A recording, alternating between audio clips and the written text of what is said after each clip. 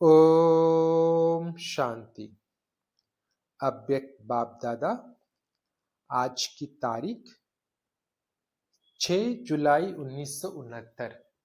6 जुलाई 1969। मुरली की सारे सच्ची जेवर बनने के लिए अपनी सब खामियों को निकाल स्वच्छ बनो।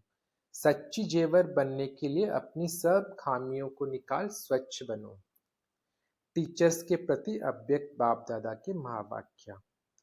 आज सभी किसकी याद में बैठे हो? एक की याद थी या दो की? जो एक की याद में थे वो हाथ उठाए, और जो दो की याद में थे वो भी हाथ उठाए। अब ये दो कौन? अव्यक्त वतनवासी व व्यक्त वतनवासी। आप सब टीचर्स हैं ना। आपके पास कोई जिज्ञासु आवे तो उनको कौन सा ठिकाना देंगे? सबको टीचिंग क्या देंगे? आप टीचर्स हो ना। टीचर्स अपने टीचर का सो निकालते हैं। जिज्ञासु को जिस रीति परवरिश करेंगे और ठिकाना देंगे वो टीचर का सो निकलता है। अगर आप जिज्ञासु को आने से ही अव्यक्त वतन का ठिकाना देंगे, जो रास्ता कब देखा ही नहीं, तो पहुंचेगा कैसे? पहले एड्रेस कौन सी दी जाती है? आप संग्रहालय में क्या समझाते हो? जिज्ञासु को क्या परिचय देते हो? उनको कौन सा रास्ता, कौन सा ठिकाना देते हो? बीज किसने बोया? बीज तो बीज ही है। वो बीज भल सड़ भी जाए तो भी समय पर कुछ ना कुछ टालियां आदि निकलती रहती है। बरसात पड़ती है तो निकल आता है। आप बीज को भूल जाएंगे तो फिर रास्ता कैसे बताएंगे? बीज कौन सा है? टीचर्स को युक्ति युक्त बोलना चाहिए। छोटे बच्चे तो नहीं हो ना। छोटे बच्चों को पहले से सिखलाया जाता है। आप तो सीख कर इतनी परवरिश लेकर यही इम्तिहान देने आए हो। पढ़ेंगे भी साथ में, इम्तिहान भी देंगे। दोनों कार्य इकट्ठे चलेंगे। बाप अव्यक्त वतनवासी बना तो आप सबको भी अव्यक्त वतनवासी बनना है। वो किस सृष्टि पर खड़े होकर अव्यक्त बने? आपको कहाँ बनना है? साकार सृष्टि में तो सृष्टि है। सृष्टि तो ऑलराउंड गोल है। सृष्टि में सारा झाड़ समाया हुआ है, परंतु सृष्टि का ठिकाना संगम है। संगम की बलिहारी है जिसने आप सबको यहाँ पहुंचाया। आप अपने ठिकाने को भूल जाएंगे तो फिर क्या होगा? ठिकाना देने वाला ही भूल जाएगा। ठिकाना पक्का याद करो और बाप दादा की जो पढ़ाई मिली है उनको धारण करो। धारण में धैर्यवत अंतर्मुख होंगे। धैर्यता होगी तो इस कलयुगी रावण राज्य को खत्म कर देंगे। तो अब पढ़ाई का समय और साथ साथ इम्तिहान देने का भी समय है। यह हुई एक बात। दूसरी बात जरा ध्यान में रखो, इतना समय जो बाप दादा की गोद में पले और उसमें जो भी कुछ कर्तव्य किया, ऐसे भी है कोई ने लज्जा के मारे बाप दादा से छिपाया है। ऐसे नहीं बाप को पहचान कर सब बाप के आगे रखा है। नहीं, जो समझते हैं ऐसी भी भूल हुई है। जैसे कोई अपनी दिल से भूल नहीं करते हैं परंतु अलबेलाई में हो जाती है। तो वो सबको लिखना है। बाप दादा से जिन्होंने बात की है उन्हों को भी लिखना है सारी जनपत्री। ये अंत का समय है ना। 84 जन्मों का हिसाब किताब यहाँ ही चुकतू होता है। सच्चाई और सफाई अक्षर तो कहते हैं। बाबा बोलते सच्चाई और सफाई अक्षर तो कहते हैं, परंतु सच्चाई और सफाई में भी अंतर क्या है उस अर्थ को नहीं समझा है।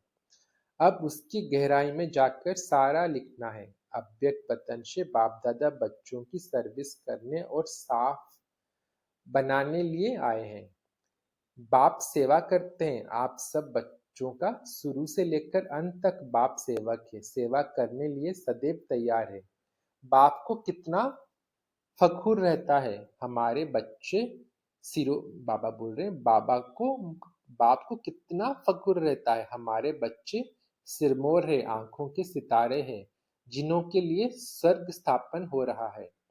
उस स्वर्ग में वासी बनाने का लिए बाबा बोले उस स्वर्ग के वासी बनाने के लिए तैयार कर रहे हैं। जो समझते हैं हम लक्ष्मी नारायण बनेंगे, इतना लक्ष्य पकड़कर फिर भी गफलत करते रहते हैं। तो इसीलिए बाप दादा फिर भी सेवा करने आए हैं। अंतमति सो गति, समय नहीं है, समय बहुत नजदीक आने वाला है। आप शेरनी शक्तियों को भुजाएं तैयार करनी है, तब तो दुश्मन से लड़ सकेंगे। अगर अपने में फेथ नहीं, बाप दादा का पूरा परिचय नहीं, तो ना शक्ति से ना बन सकेंगे, ना वो शक्ति पने के अलंकार आएंगे। अगर शक्ति अपने में धारण की तो फिर आने वालों को भी पूरा ठिकाना मिलेगा।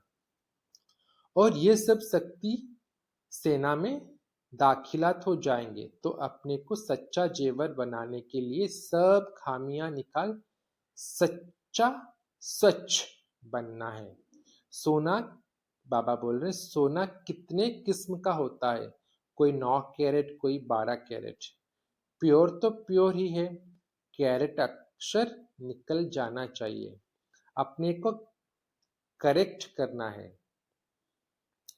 अब करेक्शन करने का समय मिला है, ये बात अच्छी रीति ध्यान पर रखना। धरत परिये धर्म ना छोड़िए। कौन सा धर्म, कौन सा धरत मालूम है? एक बार वायदा कर लिया, बाप दादा को हाथ दे दिया, फिर धर्म को नहीं छोड़ना है। पवित्रता नारी जो होती है वो अपने धर्म में बहुत पक्की रहती है। आप सच्ची सच्ची सीता, सच्ची लक्ष्मी हो, जो महालक्ष्मी बनने वाली हो। अपने लक्ष्य अगर उतर गए तो फिर जन्म मार, बाबा बोल रहे, अपने लक्ष्य अगर उतर गए हो तो फिर जंप मार लक्ष्य पर बैठ जाओ। बाप दादा आप बच्चों की सेवा करने के लिए सेवक बनकर शिक्षा दे रहे हैं। फरमान नहीं करते हैं परंतु शिक्षा देते हैं, क्योंकि बाप टीचर भी है, सदगुरु भी है। अगर बच्चों को फरमान करे और ना माने तो वो भी अच्छा नहीं, इसीलिए शिक्षा देते हैं। आज फाउंडेशन पड़ता है, छोटे बच्चों को तो टीका लगाया जाता है, उनको रास्ता बताना होता है, क्या करना है, कैसे बनना है। आप सबको रास्ता तो मिल ही गया है, आप औरों को रास्ता बताने निमित्त बने हो। अगर उस रास्ते में कोई गड़बड़ है, अगर मगर है, तो वो निकालनी है। अब भी नहीं निकालेंगी तो आगे के लिए तो शक्तियों को बल मिला है, वो खलास समझो। बाबा बोल रहे अब भी नहीं निकालेंगी तो आगे के लिए जो शक्तियों को बल मिला है वो खलास समझो। ऐसा बाप दादा को कहाँ कहाँ दिखाई दे रहा है। तब संगठन में सबके दिलों को एक दिल बनाने, पूरा रास्ता बताने लिए आपको बुलाया है। आप सबको खुशी होगी, छोटे छोटे बच्चों को कहाँ फंक्शन आदि पर ले जाना होता है तो बहुत खुशी होती है ना। वहां जाएंगे, नया कपड़ा पहनेंगे। आप सबको नया कपड़ा, श्रृंगार आदि कौन सा करना है, एक तरफ सेवक भी बनना है। सेवक अर्थात पतित आत्माओं का उद्धार करना। उस सेवा को कायम रखो। आप सबको आने वाली आत्माओं का कैसे उद्धार करना है, कैसे विघ्नों को हटाना है। तीर में जौहर भर हुआ होगा तो एक ही बार में पूरा तीर लग जाएगा, उस आत्मा का भी उद्धार हो जाएगा। छोटी छोटी बच्चियां किसका उद्धार करेंगी? कौन सा पहाड़ उठाया है? पहाड़ उठाने कौन निमित्त है? गोप गोपियाएं। बाबा बोल रहे पहाड़ उठाने में कौन निमित्त है? गोप गोपिकाएं। गोपिका भी तब हो सकती जब पूरा कर्तव्य करे, पहाड़ भी तब उठा सकते जब इतना बल हो। तो इन सब बातों की रोशनी देने लिए बाप को आना पड़ा है। बाकी टीका तो एक ही बार बाप दादा ने लगा दिया है। लाल टीका है या चंदन का? लाल टीका है सूरत की शोभा, चंदन है आत्मा की शोभा। तुमको जेवर भी सूरत की शोभा के लिए नहीं पहनने हैं, वस्त्र भी दुनिया को दिखाने लिए नहीं पहनने हैं, परंतु आंतरिक अपने को ऐसा श्रृंगारना है, जेवर ऐसे पहनना है जो लोग पसंद हो व दिल पसंद हो। लोग पसंद है बाहर मुख, दिल पसंद है अंतर्मुख। तो अंतर्मुख होकर अपने को सजाना है। लोग पसंद भाषण किया, खुश किया, परंतु भाषा का जो रहस्य तंत्र है वो एक एक अपनी कर्मेंद्रियों में बस जाए, तब भी शोभा हो। कर्तव्य से दैवी गुणों का सो हो। दैवी गुणों का क्लास होता है सजने के लिए। बाबा बोलते हैं दैवी गुणों का क्लास होता है सजने के लिए। ऐसे ही सज सज कर संगम से पार होना है, फिर अपने पर अपने घर जाना है, फिर घर से कहाँ जाना है? ससुर घर।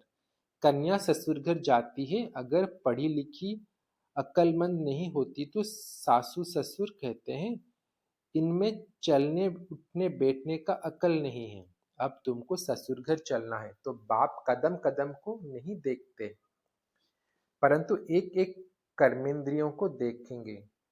कदम अक्षर मोटा है, कदम से पदम मिलता है, वो अपने कल्याण के लिए है, परंतु कर्मेंद्रियों को सजाना है, गहना पहनकर चलना है। अब सजने के लिए किसके पास आए हो? बाप दादा के घर, सो अपने घर आए। सजाने वाला कौन? जब सगाई होती है तो गहना बनाने वाला एक होता है, पहनाने वाला दूसरा होता है। तो अब सजकर चलना है, समझा? समझू सयानी टीचर, बाबा बोल रहे हैं, समझू सयानी टीचर तो हो ही, 15 दिन की रिजल्ट मानो अंत की रिजल्ट है। इतना पुरुषार्थ कर प्रवीण टीचर सबको बनना है। बाबा बोल रहे हैं इतना पुरुषार्थ कर प्रवीण टीचर सबको बनना है। फिर जब अपना सेंटर जाकर संभालेंगे तो आने वाले को दृष्टि से सत्युगी सृष्टि दिखा सकेंगे। बाबा बोल रहे हैं फिर जब अपना सेंटर जाकर संभालेंगे तो आने वाले को दृष्टि से सत्युगी सृष्टि दिखा सकेंगे। वो तब होगा जब गहने अच्छी रीति पहनेंगे। अगर लापरवाही से कोई गहना गिर गया तो नुकसान भी होगा और सजावट की शोभा की चली जाएगी। बाबा बोल रहे अगर लापरवाही से कोई गहना गिर गया तो नुकसान भी होगा और सजावट की शोभा भी चली जाएगी। इसीलिए ना शोभा को हटाना है, ना गहनों को उतारना है। बड़ी बात नहीं है, छोटी समझेंगे। बाबा बोले छोटी समझेंगे तो सहज समझ आएंगे। अगर कहेंगे बहुत बड़ा ऊंचा ज्ञान है तो कोई नहीं आएगा। कहेंगे 7 दिन में जीवन मुक्ति की प्राप्ति होती है तो लॉटरी लेने सब आएंगे। लॉटरी सब डाल देते हैं, फिर लॉटरी में किसको कुछ मिल जाता है तो नसीब मानते हैं। चांस में देखे नसीब किसका लगता है, किसको बाबा बोल रहे चांस में देखे नसीब किसका लगता है, किसको बड़ी लॉटरी मिलती है, किसको छोटी। पेपर लास्ट में होगा, 3 नंबर निकलेंगे। जितना जो पुरुषार्थ करेंगे उतना नंबर मिलेगा। नसीब को बनाना खुद के हाथ में है। तो अब लॉटरी के इंतजार में नहीं रहना है, इंतजाम करते रहना है। अच्छा, बहुत कुछ खजाना मिला, अब उसको अपने पास जमा करो। और बाबा बोल रहे बहुत कुछ खजाना मिला, अब उसको अपने पास जमा करो और गऊ मिसल उगारना है।